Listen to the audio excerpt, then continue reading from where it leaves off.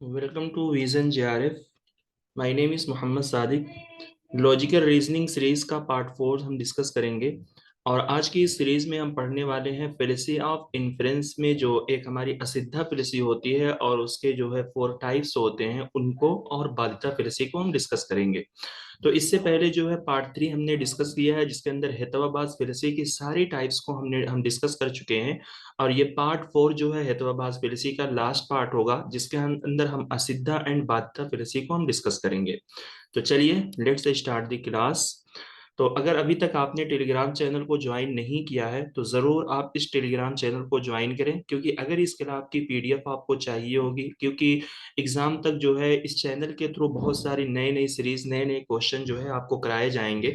अगर उन क्वेश्चन की या उन चीज़ों की आपको पीडीएफ चाहिए होगी तो इस टेलीग्राम चैनल पे आपको मिल सकती है. तो ज़रूर आप इस टेलीग्राम चैनल को ज्वाइन करें.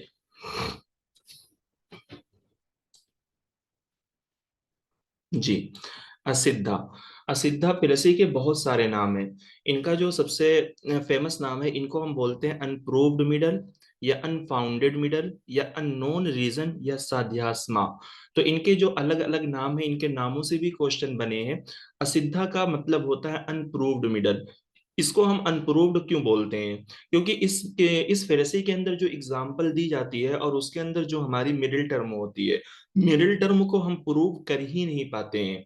कि क्यों नहीं कर पाते हैं? तो चलिए कह रहे हैं कि it is a fallacy of unproved middle term. ये किस चीज की फेलेसी है? अनप्रूव्ड मिडिल टर्म की फेलेसी है. क्योंकि यहाँ पर मिडिल टर्म जो होती है वो अनप्रूव्ड होती है, उसको आप प्रूव नहीं कर पाते. It occurs when middle term is not present in the minor term. यानी middle term don't support the पक्षा यानी minor term because it's unreality. कह रहे हैं कि ये फेलेसी तब होती है जब मिडिल टर्म जो है माइनर टर्म के अंदर प्रेजेंट नहीं होती. क्यों नहीं होती? क्योंकि यहाँ पर मिडिल टर्म जो है वो हमारी माइनर टर्म यानी पक्षा को सपोर्ट नहीं करता. सपोर्ट ना करने की वजह ये होती है क्योंकि इस फेलेसी के अंदर जो माइनर टर्म होती है वो अनरियल होती है, रियल नहीं होती. एग्जाम्पल देखिए. Let us take an example. यहाँ पे कहा गया कि स्काई लोटस इज प्रेग्नेंट. तो यहाँ पे स्काई लोटस जो है वो हमारी माइनर टर्म है और प्रेग्नेंट जो है ये मेजर टर्म है. अब बिकॉज से जो चीज कही गई है वो हमारा रीजन है. कह रहे हैं कि because it is lotus like the lotus of pond. देखिए कह रहे हैं कि स्काई लोटस यानी समुंदरी जो तालाब का गुलाब होता है या फूल होता है, स्काई लोटस जो है खुशबूदार है क्योंकि ये भी एक लोटस है यानी एक कमल का फूल है, तालाब के लोटस की तरह. ठीक. तो ये तो है इसके एग्जाम्पल. अब यहाँ पे क्यों मिडिल टर्म जो है वो अनप्रूव्ड होती है? अनप्रूव्ड इस वजह से होती है क्योंकि यहाँ पर जो माइनर टर्म दी गई है वो रियल नहीं है. क्यों नहीं रियल है? क्योंकि आज तक दुनिया के अंदर स्काई लोटस नाम का कोई फूल आया ही नहीं है.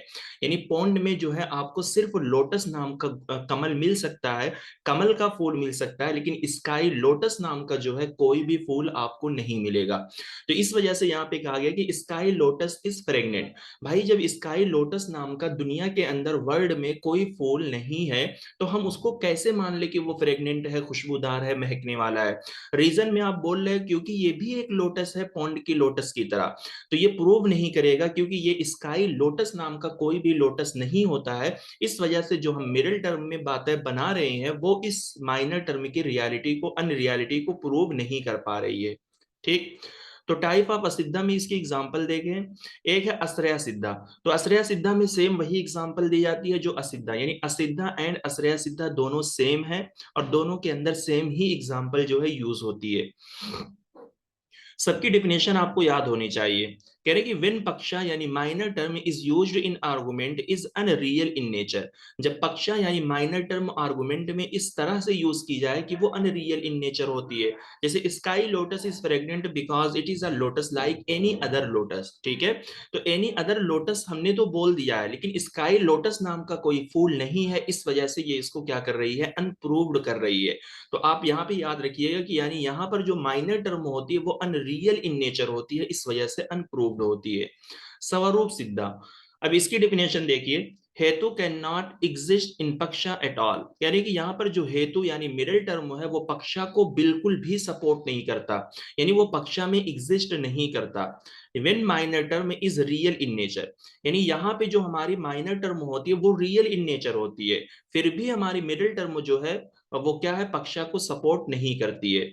देखिए यहाँ पे क्या है, साउंड जो है माइनर टर्म है, और क्वालिटी जो है यहाँ पे क्या है, मेजर टर्म है, और विजिबल जो है ये हमारी यहाँ पर मिडिल टर्म है। एग्जाम्पल से ही चीजें हमारी क्लियर होंगे, और यही एग्जाम्पल आपको याद रखना, और यही एग्जाम्पल आपको एग्जाम में पूछी जाएंगी।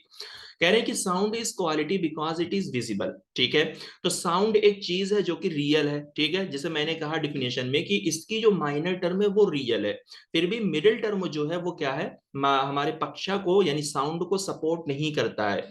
अब विजिबल का मतलब हर वो चीज जिसको आप देख सकते हो, तो आप इतना कॉमन सेंस लगाओ, क्या साउंड विजिबल हो सकता है? क्या साउंड को आप देख सकते हो? मेरी आवाज, मेरी वॉइस को आप देख सकते हो कि लाल है कि पीली है कि हरी है कि नीली है?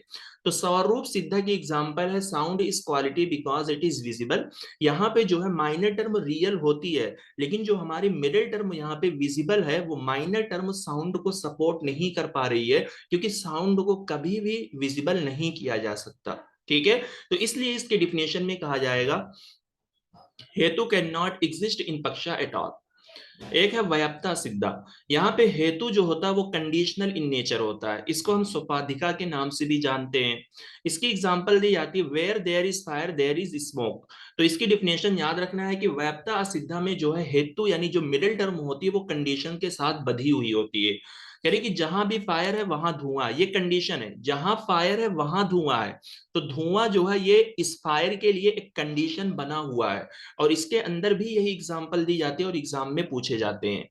क्योंकि कुछ केस ऐसे होते हैं कि जहां पर आग जो है विदाउट स्मोक की होती है, जैसे लाइक अ रेड हॉट आयरन बॉल, जैसे लोहे का एक क्या है, बॉल है, अगर आपने उसको आग पर रख दिया है तो वो बिल्कुल आग से लाल हो जाएगा, लेकिन इसके अंदर धुआं नहीं निकलेगा। तो इसी वजह से व्याप्ता सिद्धा में ये डिफिनेशन आपको याद रखनी है कि हेतु कंडीशन इन नेचर होता है, और इसकी जो डिफिनेशन दी जाती है वो यही है कि where there is fire there is smoke. यहाँ पर स्मोक जो है वो एक मिडिल टर्म है जो कि हेतु के लिए क्या है, बना हुआ है, जो कि हमारे माइनर टर्म के लिए जो है या मेजर टर्म फायर के लिए जो है एक कंडीशन बना हुआ है, ठीक।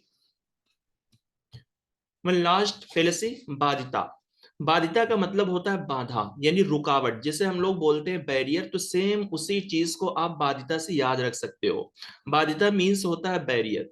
तो इसको हम फेलेसी ऑफ कालातीता या mistimed and contradicted middle के नाम से जानते हैं।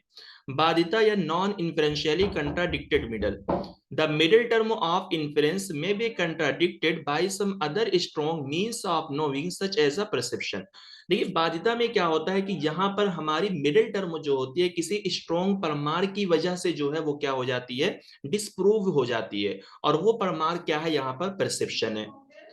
देखिए इसमें क्या है कि it can not prove the major term which is disproved by another strong source of valid knowledge. यहाँ पे जो हमारी मिडिल टर्म होती है वो मेजर टर्म को प्रूव नहीं कर सकती, बल्कि वो किसी दूसरे strong valid source of knowledge की वजह से वो डिस्प्रूव हो जाती है। एग्जाम्पल देखिए, fire is cold because it is a substance. तो यहाँ पे फायर जो है वो माइनर टर्म है, और कोल्ड जो है वो एक मेजर टर्म है, और सब्सटेंस जो है यहाँ पर क्या है, मिडिल टर्म। इसके अंदर भी यही एग्जांपल दी जाती है। अब आप खुद सोचो, फायर इज कोल्ड, यहाँ पर कोल्ड जो वर्ड दिया गया है और उसके बाद उसकी मिडिल टर्म यानी उसका रीजन बताया गया है कि वो एक सब्सटेंस है। सब्सटेंस का मतलब होता है कोई भी शय, कोई भी चीज जिसको आप छू सकते हो, टच कर सकते हो। तो अगर आग को आप सब्सटेंस मान रहे हो और आप कोल्ड भी बता रहे हो, तो आपने तो अपनी जिंदगी में कभी उसको टच तो किया होगा, और आपने टच किया है, टच करने की वजह से आपके अंदर एक स्ट्रॉन्ग नॉलेज, एक स्ट्रॉन्ग परमार जो है आ गया है कि आग जो है कोल्ड नहीं होती बल्कि वार्म होती है। तो इस वजह से कहा जाता है कि बाधिता में कि यहाँ पर जो मिडिल टर्म है वो क्या होती है, मेजर टर्म को डिस्प्रूव कर देती है, प्रूव कर ही नहीं पाती। और यहाँ पर डिस्प्रूव होने के लिए किसी टर्म की जरूरत नहीं है, बल्कि उस स्ट्रॉन्ग नॉलेज की जरूरत है जिसको आपने पहले छूकर या परसेप्शन के थ्रू आपने लिया है कि फायर कोल्ड नहीं होती, फायर वार्म होती है। Here the middle term substance becomes contradicted because its major term coldness is directly contradicted by the perception. यानी यहाँ पर मिडिल टर्म सब्सटेंस जो है वो कंट्राडिक्ट हो रहा है मेजर टर्म कोल्ड की वजह से, जो कि डायरेक्टली एक परसेप्शन की वजह से कंट्राडिक्ट है। परसेप्शन एक स्ट्रॉन्ग परमार है, क्योंकि हमें मालूम है कि इंडियन लॉजिक में हम 5 तरीके से नॉलेज लेते हैं। एक हो गया परसेप्शन है, इन्फेरेंस है, इसी तरीके से उपमान है। इन सारी चीजों से जो है हम नॉलेज लेते हैं। तो यहाँ पर बाधिता में जो हमें नॉलेज मिलती है वो परसेप्शन से मिलती है, क्योंकि परसेप्शन में जो है हम सेंस से नॉलेज लेते हैं, और टच करना जो है ये एक सेंस है, जिसकी वजह से हमने क्या किया है, मेजर टर्म कोल्ड को जो है डिस्प्रूव कर दिया है, और यह चीज यहाँ पे कंट्राडिक्ट हो रही है। तो ये था आज के पार्ट 4, यानी हेत्वाभास फेलिसी का पार्ट 4, जिसके अंदर हमने पांचों टाइप की फेलिसी को जो है डिस्कस किया है। तो उम्मीद करते हैं कि वीडियो आप लोगों को अच्छी लगी होगी, चीजें आपको समझ में आएंगी। अगर इस फेलिसी के ताल्लुक से कोई भी डाउट है, कोई भी क्वेरीज है, तो जरूर आप कमेंट बॉक्स में जो है अपनी चीज को जो है, अपनी क्वेरीज को आप जरूर लिखें, उसको जो है रिप्लाई दिया जाएगा। मिलते हैं नेक्स्ट वीडियो में। Thank you so much.